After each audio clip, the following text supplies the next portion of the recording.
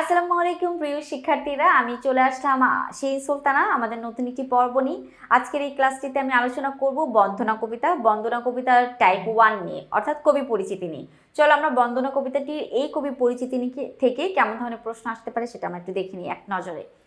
ওকে, প্রথম প্রশ্ন আমাদের 1 নাম্বার। দেখো 1 নাম্বার কি বলেছে। 1 নাম্বার প্রশ্ন হচ্ছে, শাহ মুহাম্মদ সগীর আনুমানিক কোন শতকের কবি?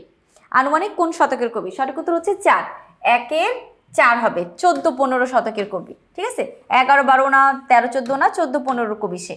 2 নাম্বার, মুসলমান কবিদের মধ্যে প্রাচীনতম কবিকে? যেহেতু আমরা শাহ মোহাম্মদ সগীরকে নিয়ে আলোচনা করছি, তাহলে উত্তর আমাদের এটাই হবে, শাহ মোহাম্মদ সগীর। 3 নাম্বার, ইউসুফ জুলেখা কাব্যটি কে রচনা করেছেন? অবশ্যই শাহ মোহাম্মদ সগীর। উত্তর 4, 3-এর 4। তারপর দেখো, ইউসুফ জুলেখা কাব্যটি আনুমানিক কোন শতকে রচিত হয়েছে? আমাদের 4 নাম্বার প্রশ্ন। দশম, দ্বাদশ, পঞ্চদশ, সপ্তদশ? সঠিক উত্তর হচ্ছে আমাদের 3 নাম্বার। ঠিক আছে, ইউসুফ জুলেখা কাব্যটি আনুমানিক কোন শতকে রচিত হয়েছে? পঞ্চদশ শতকে রচিত হয়েছে। 3, যেহেতু সে 14-15 কবি, অবশ্যই পঞ্চদশ। 5, শাহ মোহাম্মদ সগীর কোন সুলতানের রাজত্বকালে ইউসুফ জুলেখা রচনা করেছিল? গিয়াসউদ্দিন আজম শাহ, শামসুদ্দিন ইলিয়াস শাহ, সিকান্দার আজম শাহ, এরপর হচ্ছে শাহ মোহাম্মদ আজম শাহ। আমাদের 5-এর সঠিক উত্তর হচ্ছে গিয়াসউদ্দিন আজম শাহ। 5-এর 1 নাম্বারটা এখানে কারেক্ট আনসার। এবার আমরা পরবর্তী প্রশ্ন যাব, আমাদের 6 নাম্বার প্রশ্নে। ইউসুফ জুলেখা কাব্যে রাজবন্দনায় কোন সুলতানের উল্লেখ আছে বলে অনুমান করা হয়? সঠিক উত্তর কি হতে পারে?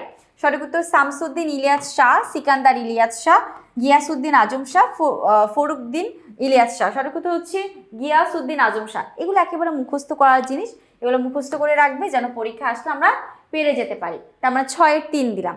এবার 7 নাম্বার, শাহ মোহাম্মদ সগীর ইউসুফ জুলেখা কাব্যে কি বর্ণনা করতে চেয়েছিলেন?